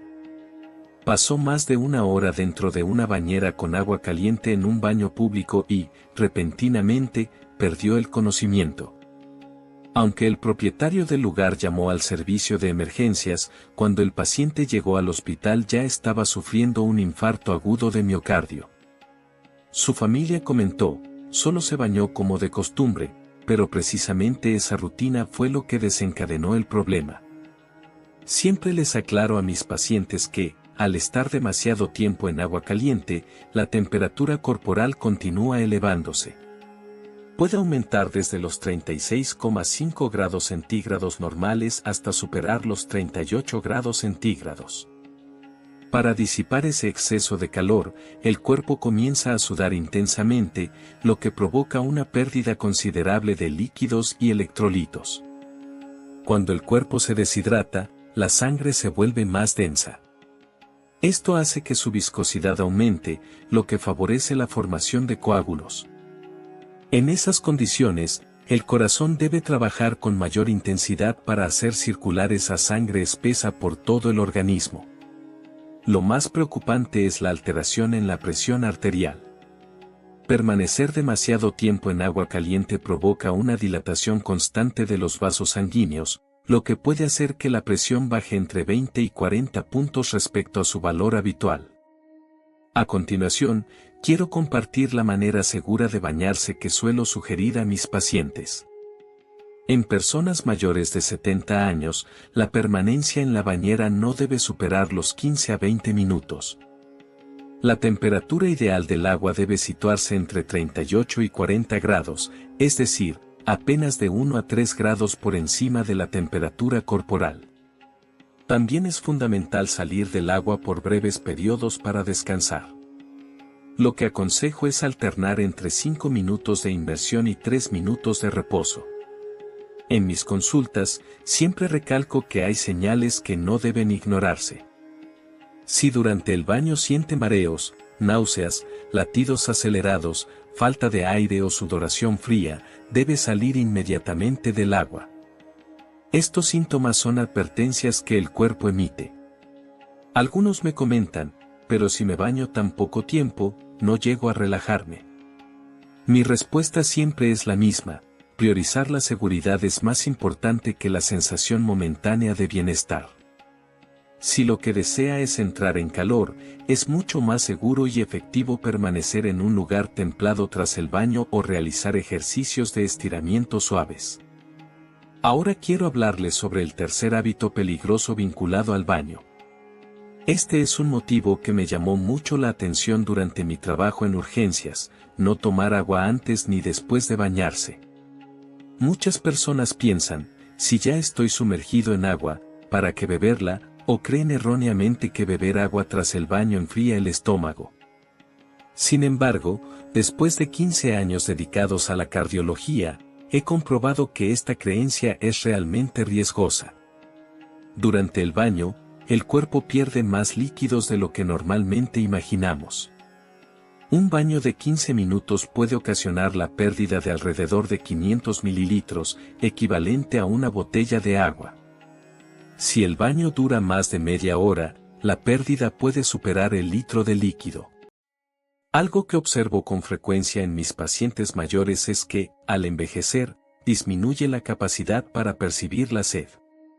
Los jóvenes sienten rápido esa necesidad, pero a partir de los 70 años esa sensación se vuelve mucho más tenue. Por eso, en muchas ocasiones, estas personas se deshidratan sin darse cuenta. Permítanme contarles el caso de una paciente de 72 años que atendí el verano pasado. Ella no tomó agua después de bañarse y se acostó a dormir de inmediato. En plena madrugada llegó a urgencias con debilidad súbita en un brazo y una pierna. El diagnóstico fue un infarto cerebral leve, y el equipo médico determinó que la principal causa fue la deshidratación, que provocó el aumento en la viscosidad de la sangre. Cuando expongo esto a mis pacientes, siempre les aclaro lo mismo: ¿qué ocurre cuando alguien se deshidrata? En primer lugar, la sangre se vuelve más espesa. Al reducirse el agua en el torrente sanguíneo, los glóbulos rojos y las plaquetas comienzan a adherirse entre sí. En esta condición, es común que se formen coágulos en la sangre, lo que incrementa de manera significativa la probabilidad de sufrir un accidente cerebrovascular o un infarto al corazón. Además, los riñones también resultan perjudicados. Cuando el cuerpo carece de suficiente agua, los riñones no pueden eliminar correctamente las toxinas, lo que ocasiona que éstas se acumulen en el organismo. Permítanme compartir cómo suelo aconsejar a mis pacientes que ingieran líquidos. Consuman un vaso de aproximadamente 200 mililitros de agua unos 30 minutos antes de bañarse. Esto contribuye a evitar la deshidratación durante el baño. También es recomendable beber agua mientras se está en la bañera, especialmente si la duración supera los 15 minutos. En ese caso, salgan un momento y tomen un poco de agua. Tras finalizar el baño, es fundamental beber al menos 2 vasos de agua, alrededor de 400 mililitros. Eviten hacerlo de una sola vez, es mejor repartirlo en pequeñas cantidades durante media hora. Si les preocupa que el agua fría pueda enfriar el cuerpo, pueden optar por beber agua tibia o caliente. Lo esencial es mantener una correcta hidratación. Algo que siempre enfatizo mucho es que el café y el té verde no son adecuados para rehidratarse. Debido a la cafeína que contienen, pueden aumentar la producción de orina y causar una mayor pérdida de líquidos. Asimismo, es totalmente desaconsejable consumir alcohol antes o después del baño, ya que el alcohol dilata los vasos sanguíneos y acelera la deshidratación, lo que puede resultar muy peligroso. Beber agua puede parecer una costumbre sencilla, pero en mi práctica médica siempre destaco que es un hábito fundamental capaz de salvar vidas. Ahora quiero compartir con ustedes el cuarto hábito peligroso relacionado con el baño. Esto es algo que observo con mucha frecuencia en mi consulta: bañarse justo después de haber comido o tras tomar algún medicamento. Muchos pacientes llegan a la sala de urgencias de nuestro hospital por este motivo. Me comentan: doctor, solo hice lo que siempre hago, comí y luego me bañé. Como cardióloga con 15 años de trayectoria, me duele especialmente porque son situaciones de emergencia que podrían haberse evitado con un poco más de información. Tras ingerir alimentos, cerca del 30% del flujo sanguíneo total se dirige al sistema digestivo para facilitar la digestión. Si en ese momento decides bañarte, los vasos sanguíneos de la piel se dilatan, lo que disminuye considerablemente el riego sanguíneo hacia el corazón y el cerebro.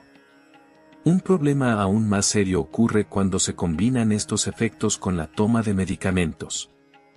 Las personas que consumen fármacos para la presión arterial deben extremar las precauciones. Permítanme relatar un caso real. El mes pasado, una mujer de 74 años fue llevada a urgencias. Como siempre, había tomado su medicación para la hipertensión tras el desayuno y, media hora más tarde, se metió a la ducha. De repente, se desvaneció. Su presión arterial cayó a 70/40 y entró en estado de shock. Al conversar con ella, supe que llevaba años siguiendo esa misma rutina. Sin embargo, con el paso del tiempo, los vasos sanguíneos pierden su elasticidad y el sistema nervioso autónomo se debilita, lo que convierte hábitos que antes no representaban riesgos en acciones peligrosas. Esto también ocurre con quienes toman medicamentos para la diabetes. Si el nivel de glucosa en sangre ya ha disminuido por la medicación y el cuerpo además consume energía durante el baño, puede desencadenarse una hipoglucemia. Esta condición puede provocar pérdida de conocimiento y desmayos, una situación que resulta sumamente riesgosa. Siempre les recalco a mis pacientes la importancia de organizar bien los horarios de la medicación y el baño. Después de ingerir alimentos, es aconsejable esperar al menos 2 horas antes de ducharse. En cuanto a los medicamentos para la presión arterial, su efecto máximo se presenta entre 1 y 2 horas tras la toma.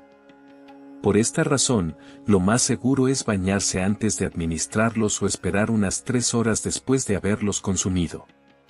Cuando se trata de varios fármacos, es necesario extremar las precauciones. Muchos pacientes combinan medicinas para la presión y para la diabetes, por lo que hay que tener en cuenta las posibles interacciones entre ellos. El horario más seguro que sugiero para el baño es, por la mañana justo al levantarse, antes de desayunar o 3 horas después de la cena. En estos momentos, el efecto de los medicamentos es más estable y el sistema digestivo no está sobrecargado. Si por alguna razón es inevitable bañarse tras comer o luego de tomar la medicación, se recomienda usar agua más templada y limitar el baño a menos de 10 minutos. En caso de sentir mareos, náuseas o sudor frío durante el baño, es fundamental salir de inmediato, recostarse y elevar las piernas. Esto favorece el retorno sanguíneo al cerebro. Por favor, consulten con su médico acerca de los medicamentos que están utilizando, ya que cada uno posee distintos efectos y tiempos de actuación. Finalmente, les hablaré sobre el quinto hábito riesgoso al momento de bañarse. Esta es la causa más frecuente y desafortunada de los accidentes que he observado en la sala de emergencias. El quinto hábito consiste en incorporarse de forma rápida o moverse apresuradamente justo después de salir del baño. Muchas personas, al terminar de bañarse, se apresuran a secarse y vestirse, especialmente en temporadas frías como el invierno. Sin embargo, según mi experiencia clínica de 15 años, es en este punto donde se genera el mayor riesgo. Yo lo denomino la principal causa de desmayos después del baño. Cuando el cuerpo ha estado expuesto a agua caliente, los vasos sanguíneos se dilatan al máximo. Si la persona se levanta de manera repentina, la gravedad provoca que la sangre se acumule en las extremidades inferiores, disminuyendo el flujo sanguíneo hacia el cerebro. A este fenómeno se le conoce como hipotensión ortostática y resulta especialmente peligrosa en personas mayores de 70 años. Un caso reciente involucró a una mujer de 76 años que, al ponerse de pie rápidamente tras bañarse, perdió el equilibrio y se golpeó la cabeza. Por suerte, no sufrió una lesión grave, aunque pudo haber derivado en una hemorragia cerebral. Además, los pisos húmedos del baño incrementan el riesgo de caídas. Si sienten mareo y se tambalean, podrían ocasionarse fracturas o daños cerebrales. Quisiera compartir con ustedes el procedimiento seguro que siempre aconsejo a mis pacientes. Después del baño, permanezcan sentados en la bañera por lo menos 2 o 3 minutos para descansar. Aprovechen ese momento para respirar profundamente y normalizar la presión arterial. Al levantarse, háganlo de forma gradual. Mi recomendación es la siguiente: primero, siéntense en el borde de la bañera, aguarden 30 segundos, después levántense despacio, esperen otro minuto antes de empezar a caminar. Esto también es válido al salir del baño. Eviten salir de golpe hacia un ambiente frío, ya que esto puede provocar una contracción súbita de los vasos sanguíneos y un aumento rápido de la presión arterial. Dejen la puerta entreabierta antes de salir para que el cambio de temperatura sea más gradual y salgan despacio. También les recomiendo que no se sequen estando de pie. Es mejor hacerlo sentados en una silla. En muchos baños públicos suelen haber sillas de plástico, así que aprovechen para usarlas. Al momento de vestirse, eviten la prisa. En especial, no intenten ponerse pantalones o medias mientras están de pie apoyados en una sola pierna, porque esa postura es bastante riesgosa. Por favor, siéntense o sosténganse de la pared cuando se vistan. Un consejo que siempre repito a mis pacientes es evitar cualquier actividad física intensa durante al menos media hora después de bañarse. Las tareas del hogar o el ejercicio deben realizarse solo cuando el cuerpo esté totalmente estabilizado. Si después del baño siente mareo, debe sentarse o acostarse de inmediato. Resistir esa sensación puede ser aún más peligroso. Quiero dirigirme especialmente a las familias de los pacientes. Si notan que una persona mayor tarda demasiado en salir del baño, acérquense a preguntar. Simplemente digan: ¿todo está bien en el baño? Esa pequeña pregunta puede hacer una gran diferencia. Hasta ahora les he explicado 5 hábitos que pueden ser peligrosos durante el baño. Aunque parezcan simples, según mis 15 años de práctica clínica, pueden ser vitales. Aunque a veces resulten molestos, es imprescindible cumplirlos para proteger su seguridad. Ahora les compartiré un método seguro de baño, basado en mis 15 años de experiencia clínica. Este es el método de baño seguro que siempre recomiendo a personas mayores de 70 años, antes del baño. Beba un vaso de agua al menos 30 minutos antes del baño. Si toma medicamentos para la presión o la diabetes, verifique el horario de ingesta. Siempre les recalco a mis pacientes que, si es posible, se bañen cuando el efecto del medicamento esté estabilizado. También es importante calentar previamente el baño. He visto muchos casos en urgencias causados por la diferencia de temperatura entre la sala y el baño. Durante el baño, la temperatura del agua debe estar entre 38 y 40 grados centígrados. Si no tiene termómetro, compruébelo con la parte interna de la muñeca. Yo siempre digo que debe sentirse apenas tibia al tacto. Al ingresar al agua, hágalo gradualmente empezando por los pies.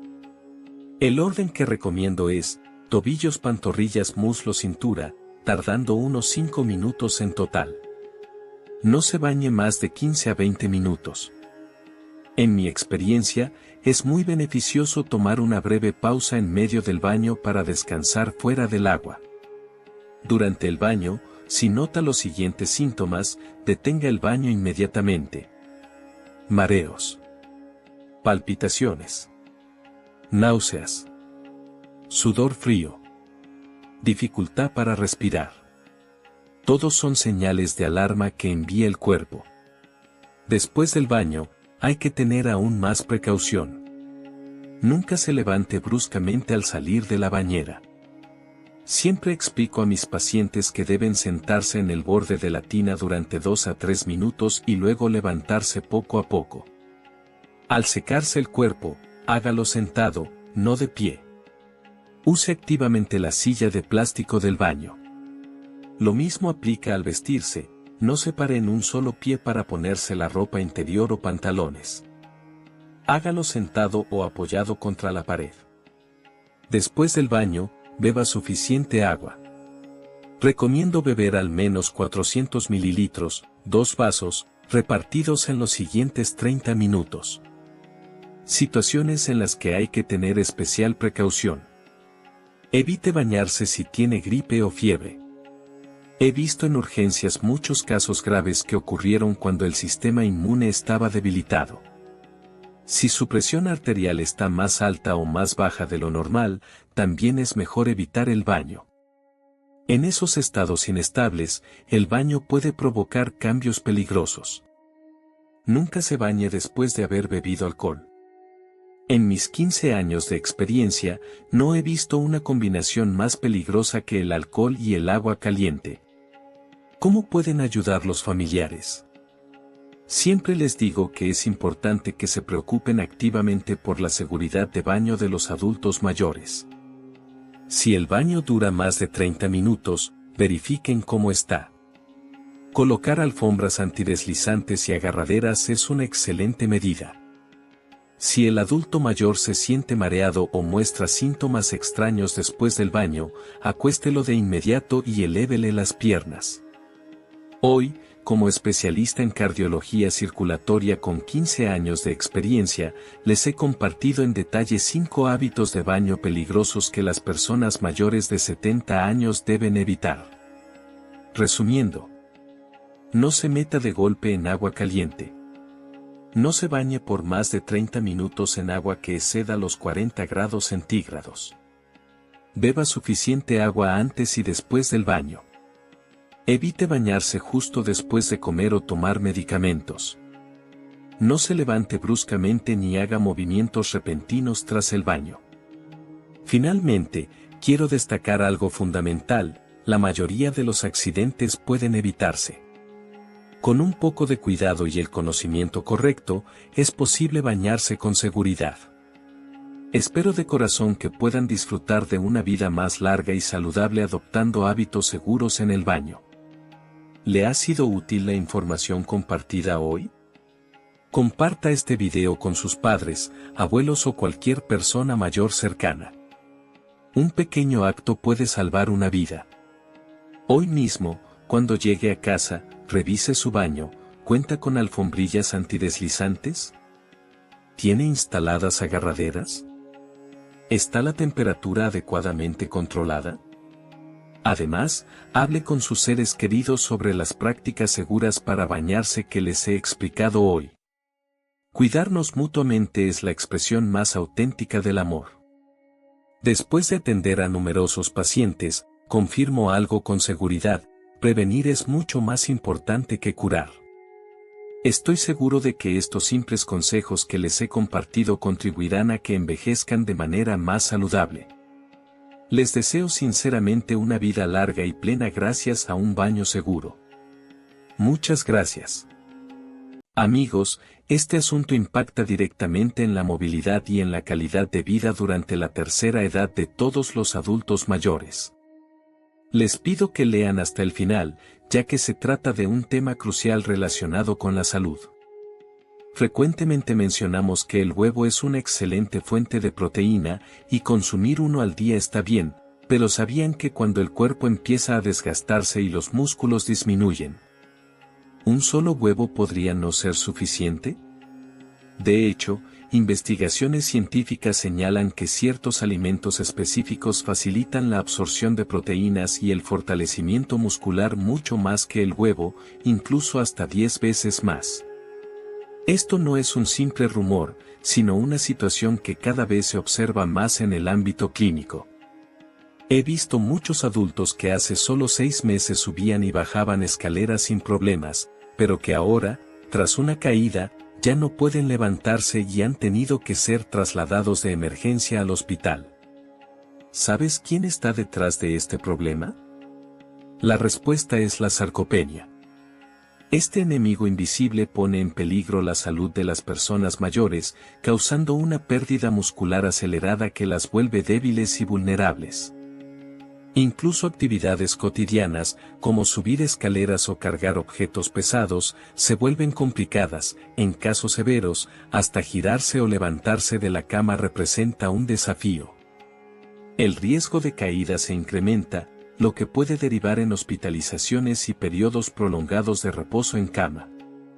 Esto impacta negativamente en la calidad de vida, pero lo más importante es saber que la sarcopenia no es un resultado inevitable del envejecimiento, sino una condición que puede prevenirse e incluso revertirse. Solo hace falta consumir los alimentos adecuados, complementar la ingesta de proteínas y adoptar hábitos saludables. Así, no solo es posible mantener la masa muscular, sino también mejorar la movilidad, aumentar la energía y disfrutar de una vejez llena de dignidad y autonomía. Hoy compartiré con ustedes algunos alimentos que son verdaderos campeones en proteínas, mucho más efectivos que el huevo, cómo incluirlos en la dieta, con qué combinarlos para maximizar sus beneficios. Y qué métodos científicos pueden ayudar a las personas mayores a fortalecer sus piernas, reforzar el sistema inmunológico y evitar el encamamiento. Esto es crucial, no solo se trata de la salud de los mayores, sino también de preparar un futuro sólido y seguro para el propio proceso de envejecimiento. Ahora, comenzaremos desde el puesto número 5 en adelante, mostrando esos alimentos naturales ricos en proteínas que suelen ser poco valorados, aunque la ciencia ha demostrado que poseen efectos sorprendentes. Además, compartiré ejemplos reales para que comprendan que consumir los alimentos adecuados es más relevante que la cantidad que se ingiere. En el quinto puesto, soja verde, edamame y tofu. No subestimen a estos protectores musculares que son la soja y el tofu, ni el edamame que pueden encontrar en el mercado. Los derivados de la soja representan una fuente de proteínas de alta calidad, más accesible y beneficiosa para las personas mayores que el huevo. Esto no es un simple comentario, sino un dato respaldado por estudios científicos serios. La Administración de Alimentos y Medicamentos de Taiwán junto con la revista estadounidense Clinical Nutrition destacan que la proteína de soja es completa, pues contiene los 9 aminoácidos esenciales para el organismo, comparable a las proteínas de origen animal, pero sin el inconveniente del colesterol. Para los adultos mayores con una función renal disminuida, los productos de soja resultan más suaves y se digieren con mayor facilidad. En especial, el edamame sobresale por su alto contenido proteico. Cada 100 gramos de edamame cocido aporta más de 11 gramos de proteína de excelente calidad, superando incluso a un huevo. Además, contiene una gran cantidad de hierro, cobre y calcio, nutrientes que contribuyen a regular la presión arterial, fortalecer los huesos, favorecer la formación muscular y retrasar la pérdida de masa muscular. Estos hechos no son solo una teoría, sino la clave que ha permitido a muchos adultos mayores recuperar su capacidad de movimiento. La señora Lesterdia, una taiwanesa de 72 años que en el pasado tuvo un negocio de desayunos y ahora disfruta de ir al mercado, sufrió una caída hace 3 años que le ocasionó una fractura en la pelvis. Antes se desplazaba con soltura, pero después del accidente comenzó a sentir miedo de salir y poco a poco terminó pasando la mayor parte del tiempo sentada en el sofá viendo televisión. Su vida se volvió monótona y pesada, y a los 6 meses su fuerza muscular había disminuido tanto que hasta levantarse del sofá le resultaba difícil y necesitaba ayuda. Su familia consideró que era un problema psicológico tras la caída, por lo que consultaron a ortopedistas y fisioterapeutas, además de darle suplementos, incluyendo proteína en polvo, aunque no hubo mejoría. Finalmente, en una charla sobre salud muscular, conocieron a una nutricionista retirada que detectó que, aunque la señora Lesterdia consumía huevos y 3 comidas diarias, tenía problemas dentales que le causaban inflamación y gases, lo que hacía que su consumo real de proteínas fuera insuficiente. La especialista en nutrición le sugirió optar por productos de soja que sean de fácil digestión y con baja carga, como el edamame, el tofu suave y la leche de soja sin azúcar, asegurándose de consumir al menos 15 gramos diarios de proteína vegetal. Además, le recomendó realizar ejercicios sencillos para fortalecer las piernas, como levantarlas o apoyarse en la pared mientras se mantiene de pie. Antes de seguir, recuerda darle like si estás disfrutando del video, y suscribirte al canal para recibir los mejores consejos sobre cómo atraer abundancia y prosperidad a tu vida. Sigamos adelante. Pasados 3 meses, la señora Lesterdia, quien antes dependía de la ayuda de otros, logró ir sola al mercado con su bolsa de compras. Sus familiares, asombrados, le preguntaron, ¿no decías que tenías debilidad en las piernas, cómo es que ahora caminas sin ayuda? Ella respondió con una sonrisa, desde que incluyo edamame en mi dieta diaria, estas pequeñas semillas me han salvado. Este tipo de casos se está volviendo cada vez más común en Taiwán. Muchas personas desconocen que al envejecer, la absorción de nutrientes se vuelve más lenta y la digestión más difícil, por lo que no basta con comer, sino que es fundamental comer adecuadamente para que el cuerpo aproveche bien los alimentos.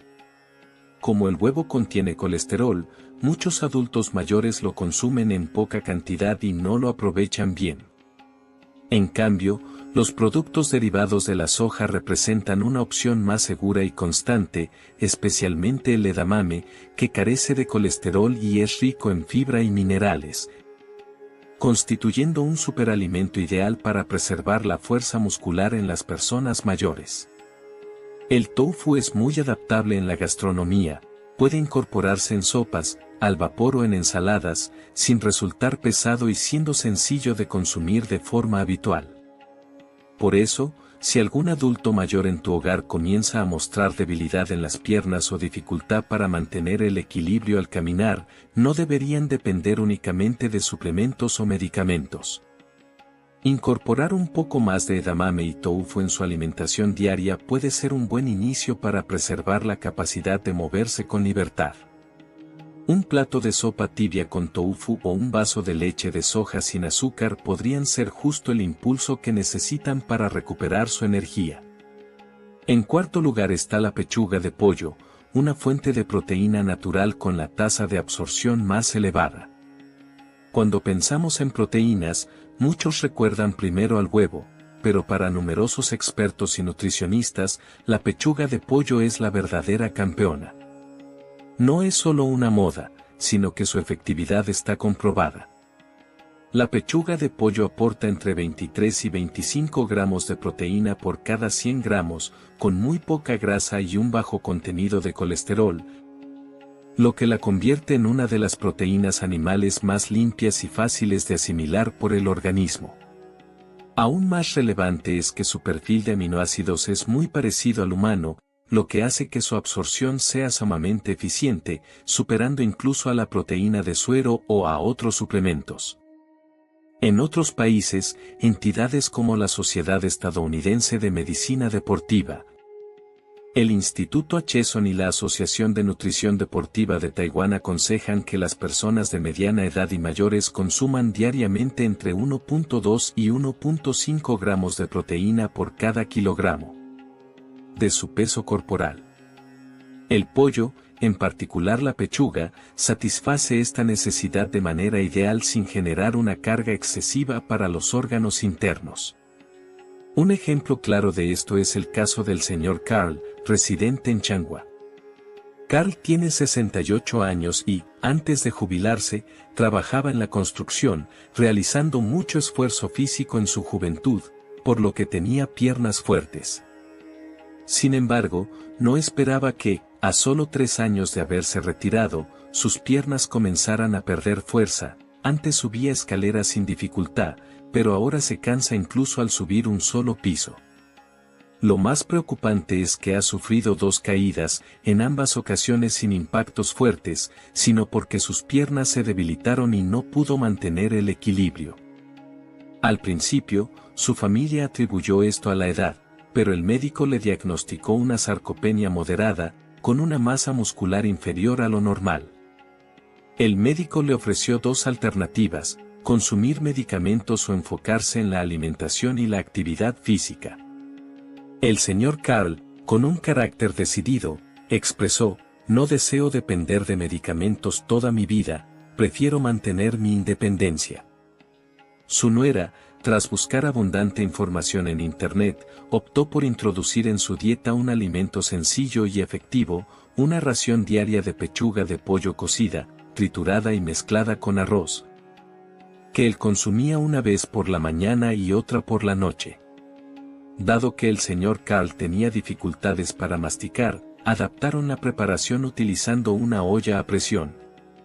Cocinando la pechuga junto con un poco de jengibre y salsa de soja hasta que quedaba tan tierna que se deshacía en la